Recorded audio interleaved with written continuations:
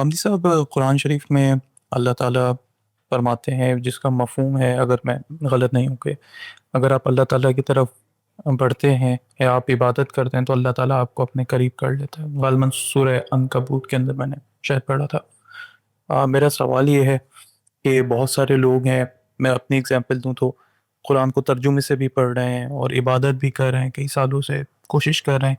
ہاں، قرآن ترجمے سے پڑھنے کی وجہ سے یہ ضرور ہوا ہے کہ ایک مثبت تبدیلی آئی ہے زندگی میں دین کو لے کے، لیکن دل کا جو سکون ہے، جو اللہ تعالیٰ کہہ رہے ہیں کہ آپ کو اپنے قریب کر لیں گے، وہ تو بالکل غائب ہے۔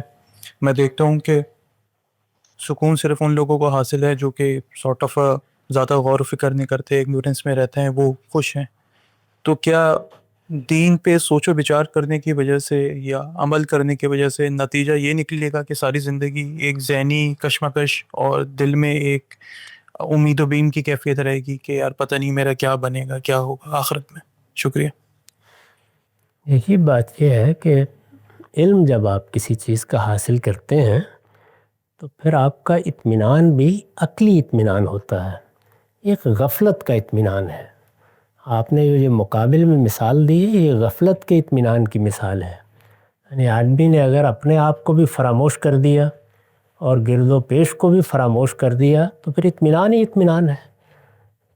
اگر آدمی زندہ اور بیدار ہے تو وہ سوچے گا اور کرے گا، چیزوں کو سمجھے گا، اور یہ صرف مذہب کے معاملے میں نہیں بلکہ ہر علم میں ایسا ہی ہوتا ہے۔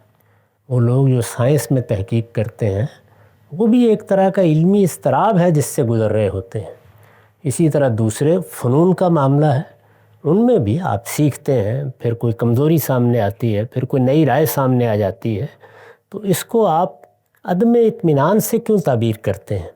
یہ تجسس کے بعد اس راہ کے مسافر کے احوال ہیں، ان احوال کا لطف اٹھائیے، ان سے حظ اٹھانا چاہیے۔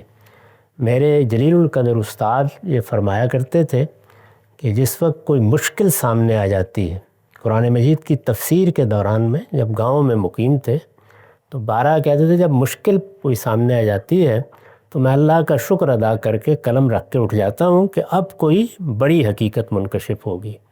تو اس لیے ایک سچے طالب علم کو اس عدم اطمینان کو حظ میں بدل لینا چاہیے۔